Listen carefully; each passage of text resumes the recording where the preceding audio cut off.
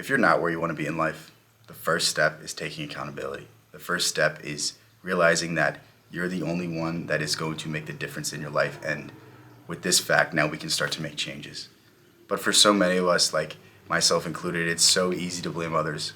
It's so easy to blame the environment, the random circumstances of life, and just say, I'm not this because of this. But that's why we're going over this book today. Extreme Ownership by Jocko, Willink, and Leif Babin is a tremendous example of what can happen when you take accountability for absolutely everything in your life. And the book centers around a incident where Jocko basically, there was some terrific accident while he was a Navy SEAL commander, and instead of blaming others, instead of pointing to everyone else, instead of saying like, oh, this happened because of this person, you should fire him and I should be fine. Like, instead of doing any of that, he sat down every single person and said like, no, this is my fault. This is my fault. I am the reason that this happened. I am the reason that all of this bad stuff happened because you are all under my command. I am in charge of all of your actions. And even though I may not have pulled the trigger myself, even though I may not have done things myself, like I still put you guys in this situation.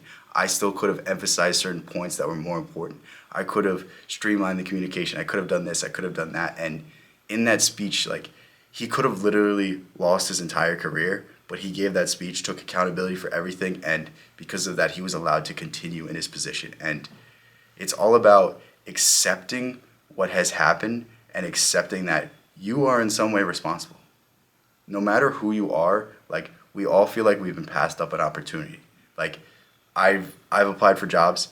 I thought I was gonna get it. Someone else did, and I always say like, oh, it's just because that person fits whatever criteria. That person has X amount of experience or this, and I'm like blaming all these circumstances. But did I really do my due diligence? Did I really practice my interview? Did I really shape up my resume as much as I should have? Like, if I can't answer those questions, then of course it's still my fault. Of course I should still blame myself for not getting that job. Like, instead of just saying like, oh, this person didn't like me, so I didn't get this. Like, that is the last thing you want to do. And the reason this is so important is because when I first picked up this book, I think it was like 3 years ago, and I was somebody who was always wanting more for myself. I was somebody who always wanted to be better. I was somebody who always saw themselves doing great things, but I was giving below average effort.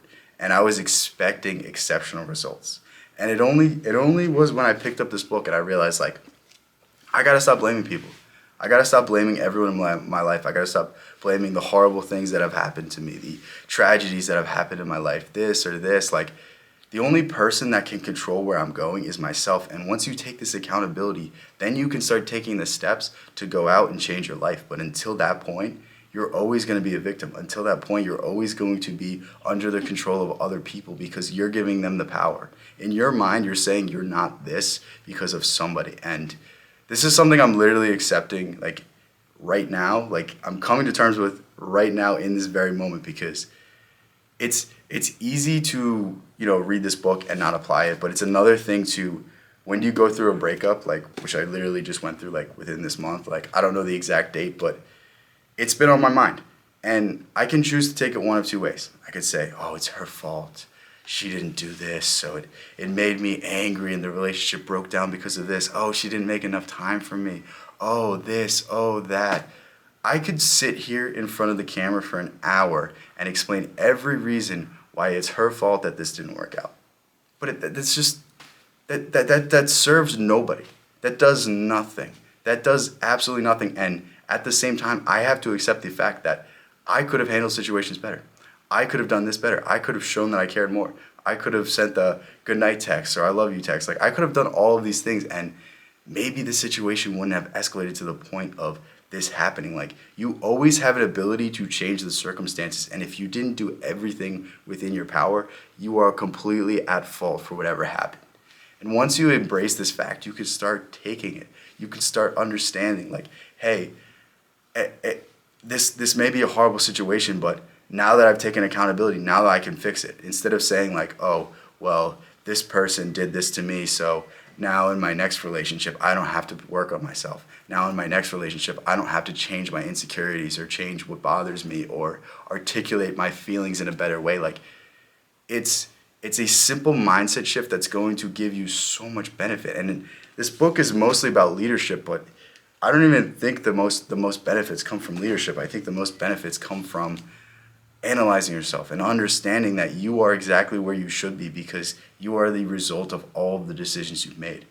And that has a double-edged sword to it because yeah, you could sit there and be depressed and be like, yo, I really messed up. Like I should be so much better than I am right now. But at the same time, you realize this fact, and now you can start changing things. Now you can start improving things. Now you can start laying out a plan to get back to where you think you should be. And it's a beautiful thing when you know that you control your own destiny, and that's what this book is going to teach you. And that's why I love this book so much. So, man, it's got a little personal, but if you want to do something today that's going to make a huge impact, like what I want you to do is literally just look at yourself in the mirror.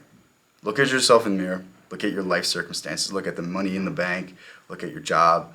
Look at your friends. Look at the things you do on a daily basis, and look at what you want to do. Look at your ideal circumstances. Look at your dreams. What would bring you the most happiness? And the difference in between you right now and you in that dream, like start addressing like, why am I not here? Why did I not get to these goals? Why am I not doing everything I dreamed that I should be doing? And once you realize that the answer is yourself, then we can start making a change. Once you start taking accountability, you are giving yourself the power to make a difference, and that is going to be the biggest factor in determining if you make a change in your life or not. You know, I think I outdid myself on this video, so I'm going to end it here. But if you want to pick up this book, I'll leave a link in the description. I can't suggest it more. This is a great book on leadership. This is a great book on accountability and just the discipline that it takes to understand yourself and understand others and work through problems and solve them in real time. So I genuinely think that this is a must read for anybody that resonated with anything I said. Again, that link will be in the description. Thank you so much for making it this far. I'll catch you in the next one.